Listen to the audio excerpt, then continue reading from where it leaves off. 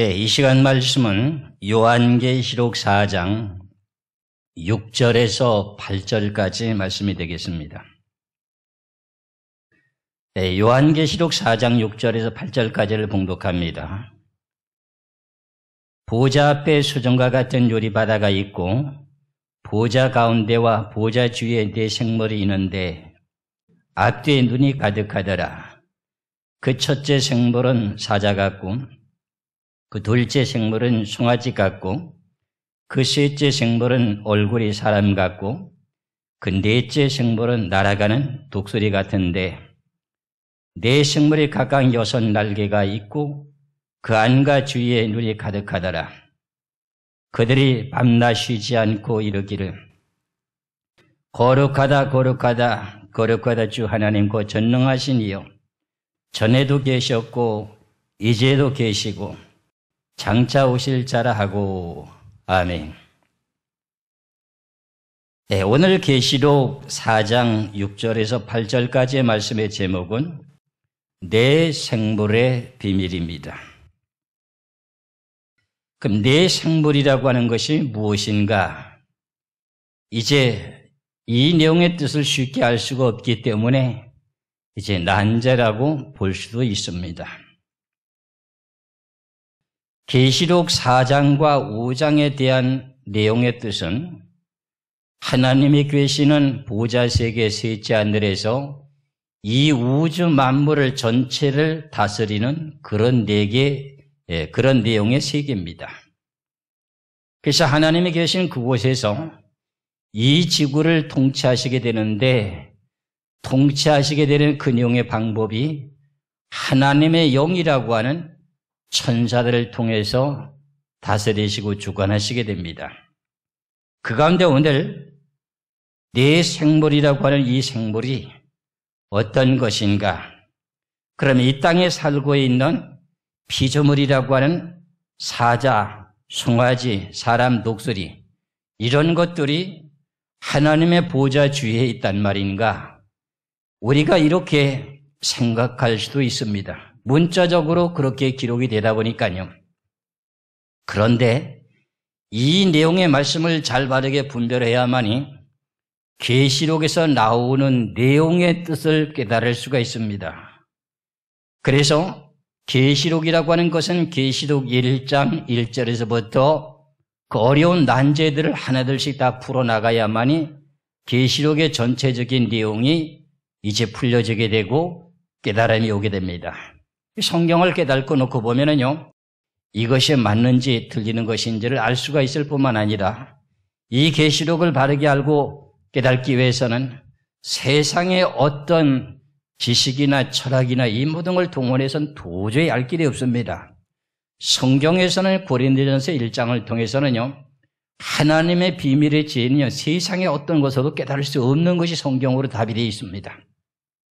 그러면은 오늘도 말씀하고 있는 네 생물에 대한 내용도 성경에서 기록한 내용에서 성경으로 해석을 해야만이 본문의 말씀의 뜻을 깨달을 수가 있습니다. 그럼 이 네 생물이라고 하는 내용 가운데 첫째 생물은 사자 같고 이랬어요. 그럼 사자는 아니란 뜻이면서 사자 같다 그랬어요. 그리고 둘째는 송아지 같고 그 다음에 셋째 생물은 사람 같고 그 다음에 넷째는 뭐예요? 독수리 같은데 이렇게 말씀하고 있어요. 그래서 이런 내용들을 갖다가 어떻게 표현할 수 있을까? 진짜 하나님이 창조하신 피조물들 가운데 사자가, 송아지가, 그리고 사람이, 독수리가 하나님의 보좌 주위에 있단 말이냐? 밤낮 하나님을 거룩하다 찬송을 부르고 있는데 이 네 생물의 정체가 무엇인가 하는 것을 깨달지 못하고는 요한계시록에 대한 내용을 바르게 분별이 안 된다고 하는 내용을 저는 수차 강조하고 있습니다. 그렇다면은 이걸 어떻게 그러면 깨달을 수 있단 말입니까? 하는 내용의 의미의 뜻은 어떤 사람은 이렇게도 주장하고 어떤 사람은 저렇게도 주장하고 있는데 그런 그 내용 각각 다 다르게 주장하다 보니 어느 말이 맞는지를 분별이 안 됩니다. 그럼 어떻게 해야 됩니까? 하는 내용의 의문이 생기게 되죠. 지금 많은 목사님들이 계시록 세미나를 하다 보니까는 내가 주장하는 게 옳다, 내가 주장하는 게 맞다, 내가 주장하는 것이 정통이다, 여러 가지로 주장하고 있습니다. 듣는 사람들이 모르니까 들으러 갔으니까는 목사님들 세미나 하는 데마다 각각 다르게 얘기를 하는 거예요. 성경에 하나님 원하신 진리는 딱 하나인데 각각 다르게 주장하다 보니 어느 것이 맞는지 내 자신도 분별이 안 될 때가 많습니다. 듣는 사람들이 분별이 잘 안 됩니다. 그래서 요즘에 와서 많은 요한계시록을 듣다 보니까 도리어 혼돈이 된다는 거예요. 뭐가 참된 것인지, 뭐가 정답인지 분별이 안 된다는 겁니다. 그래서 제가 앞서서 말씀드린 내용과 마찬가지로 성경은 성경으로 풀어야 답이 나오고 답을 찾게 되면 이것이 맞다, 안 맞다는 내용이 스스로 듣는 사람들이 판단이 서게 됩니다. 그러면 이런 내용들이 계시록에만 기록이 되어 있느냐? 아닙니다. 에스겔서에서도 이미 이게 기록되어 있으니 이 내용의 말씀을 자세히 성경을 찾아보면은 이 내 생물들이 무엇인가 하는 것을 성경에서 분명히 답이 나오게 됐습니다. 에스겔서 10장을 에스겔서 1장을 먼저 보시겠습니다. 에스겔서 1장 4절에서부터 10절까지 말씀을 보겠습니다. 에스겔서 1장 4절에서 10절까지 보면은 내가 보니 북방에서부터 폭풍과 큰 구름이 오는데 그 속에서 불이 번쩍번쩍하며 빛이 그 사면에 비치며 그 불 가운데 단새 같은 것이 나타나 보이고 그 속에서 네 생물의 형상이 나타나는데 그 모양이 이러하니 사람의 형상이라 각각 내 얼굴과 내 날개가 있고 그 다리는 곱고 그 발바닥은 송아지 발바닥 같고 마공한 구리같이 빛나며 그 사면의 날개 밑에는 각각 사람의 손이 있더라. 그 생물의 얼굴과 날개가 이러하니 날개는 다 서로 연하였으며 행할 때에는 돌이키지 아니하고 일찍 앞으로 곧게 행하며 그 얼굴들의 모양은 넷의 앞은 사람의 얼굴이요 넷의 우편은 사자의 얼굴이요 넷의 좌편은 소의 얼굴이요 넷의 뒤는 독수리의 얼굴이니 그랬어요. 그럼 에스겔서 1장 4절에서 10절까지 보니까는 네 생물의 형상에 대한 내용을 말씀하고 있는데 네 생물의 형상이 어떻다 그랬어요? 계시록에 나오고 있는 내용의 형상과 똑같은 내용을 말씀하고 있어요. 그럼 여기서 지금 계시록에 나타나고 있는 내용과 똑같은 내용이 나타나고 있는데 이 네 생물이라고 하는 네 생물 자체가 얼굴의 그 모든 모양들이 계시록에 나타나고 있는 그 내용과 똑같은 내용으로 말하고 있어요. 그럼 이게 뭐냐? 앞서 제가 말씀드렸다시피 이 네 생물들에 대한 내용이 얼굴이 계시록에서 나타나고 있는 내용과 똑같다는 겁니다. 그러면은 이 내용에 대한 내용이 무엇인지를 정답을 찾으려면은 에스겔서 10장을 보시면은 알 수가 있습니다. 에스겔서 10장을 보시기 바랍니다. 에스겔서 10장 20절에서 22절까지 말씀을 보겠습니다. 에스겔서 10장 20절에서 22절까지 그것은 내가 그발 강가에서 본 바 이스라엘 하나님의 아래 있던 생물이라. 그들이 그룹들인 줄을 내가 아니라. 그럼 이 내용의 말씀은 에스겔서 1장에 있는 내용입니다. 에스겔이가 그발 강가에서 환상으로 하나님이 보여주신 것 그대로 지금 설명하고 있습니다. 에스겔서 1장 4절에 10절에 대한 내용을 지금 설명하고 있는데 그것은 내가 그발 강가에서 본 바 이스라엘 하나님 아래에 있던 생물이라.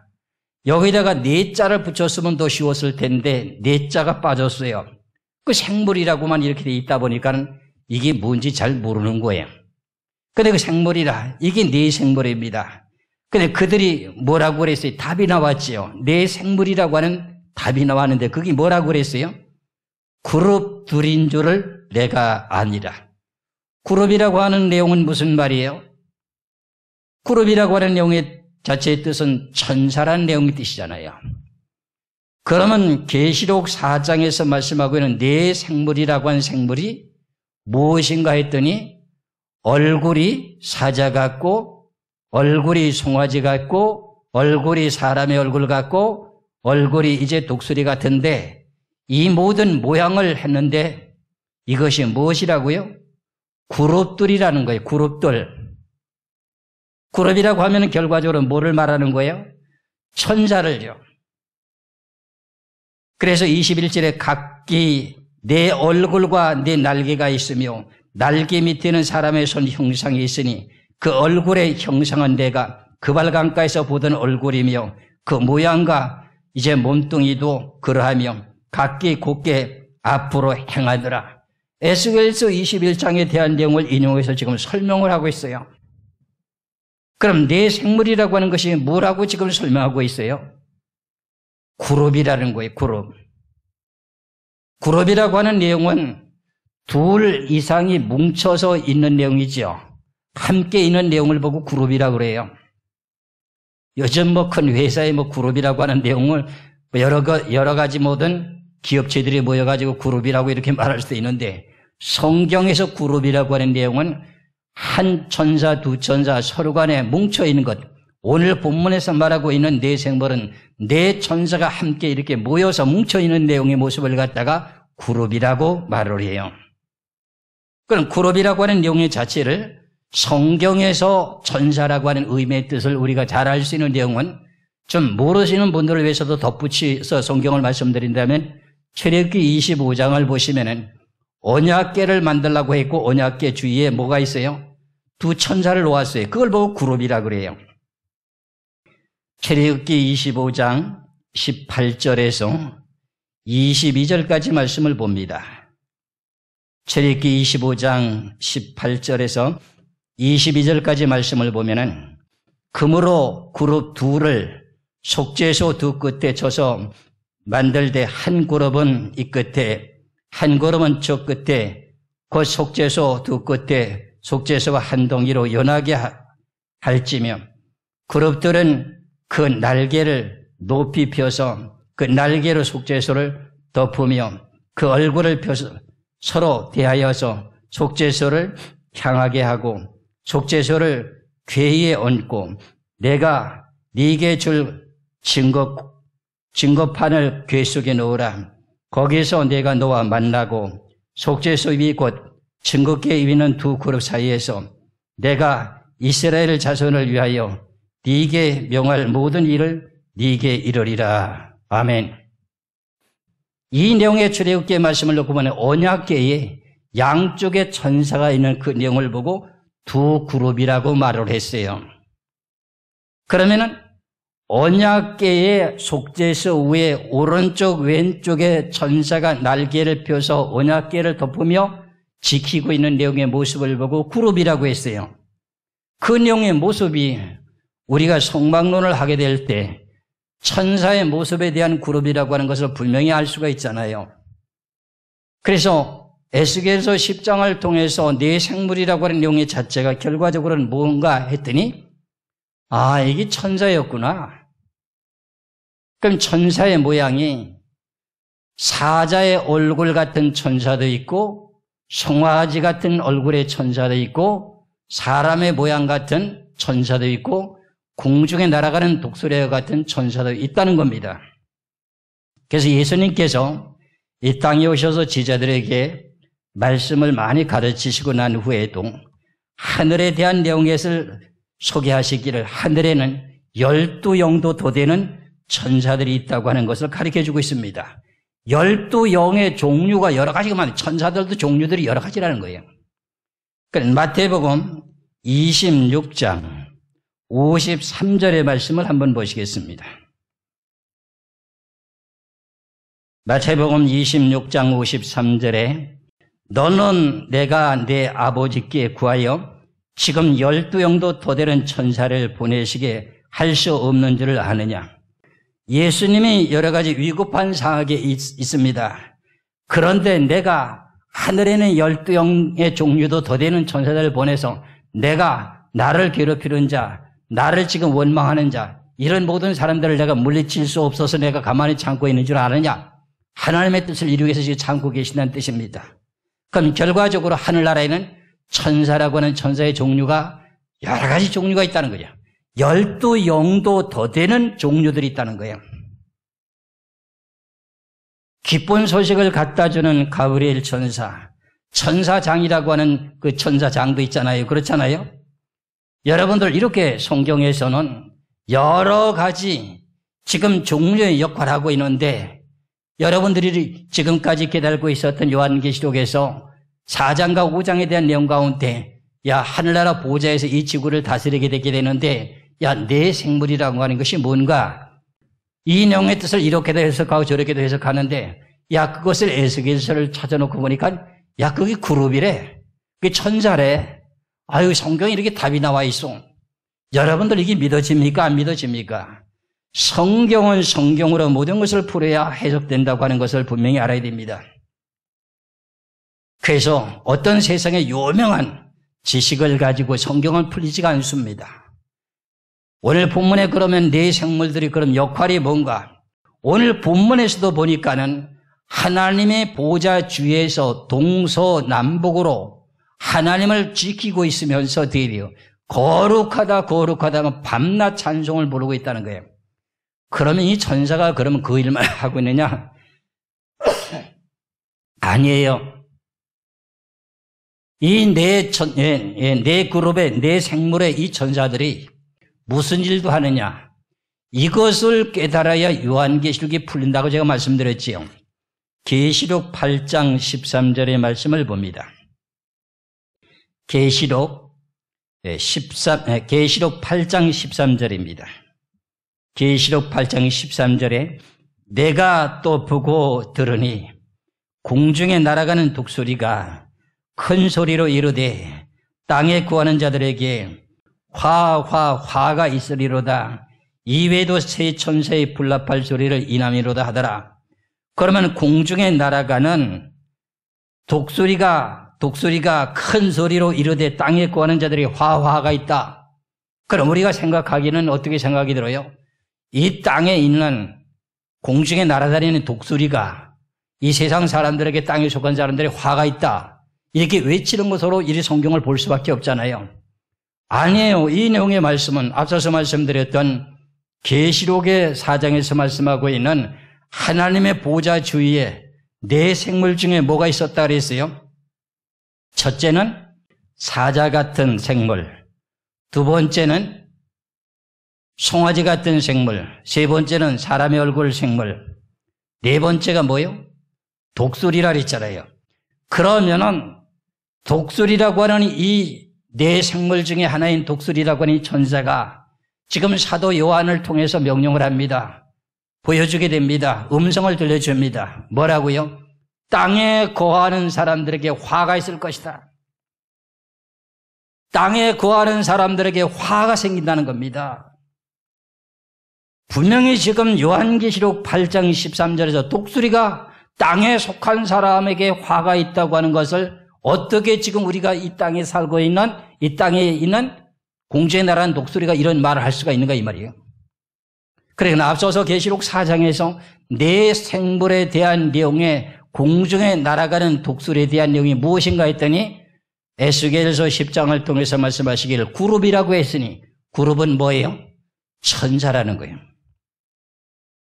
그러니까 네 생물 중에 하나의 천사인 독수리 같은 얼굴을 가진 천사가 땅에 거하는 사람들에게 화가 있다. 그럼 우리가 예수 그리스도를 믿고 거듭 태어났으면 육의 사람이 영의 사람이 되었는데 다시금 육의 사람으로 돌아가서 육체의 사람이 되면은 화가 있다고 하는 걸 가르쳐주는 내용의 설명이거든요. 이렇게 요한계시록에 대한 내용에 난제라고 할 수 있는 내용들이 이런 모든 내용들을 바르게 분별하지 못하고는 성경에 대한 내용이 바르게 해석이 안 된다고 하는 걸 깨달으시면서 오늘 본문의 말씀인 요한계시록 4장 이제 6절에서부터 8절까지 다시 한번 말씀을 봉독하고 마치겠습니다. 보좌 앞에 수정과 같은 요리 바다가 있고 보좌 가운데 보좌 주위에 네 생물이 있는데 앞뒤에 눈이 가득하더라. 그 첫째 생물은 사자 같고 그 둘째 생물은 송아지 같고 그 셋째 생물은 얼굴이 사람 같고 그 넷째 생물은 날아가는 독수리 같은데 네 생물이 각각 6 날개가 있고 그 안과 주위에 눈이 가득하더라. 그들이 밤낮 쉬지 않고 이르기를 거룩하다 거룩하다 거룩하다 주 하나님 곧 전능하신 이요 전에도 계셨고 이제도 계시고 장차 오실 자라 하고 그랬어요. 그래서 이 내용의 말씀을 놓고 보니까는 네 생물이 무엇이라고 했어요? 천사라는 거예요. 그래서 이제 다음 시간에는 계시록 6장에 대한 내용에서 이제 7인을 떼게 되는 그 내용의 비밀의 말씀을 드리기로 하겠습니다. 기도하겠습니다.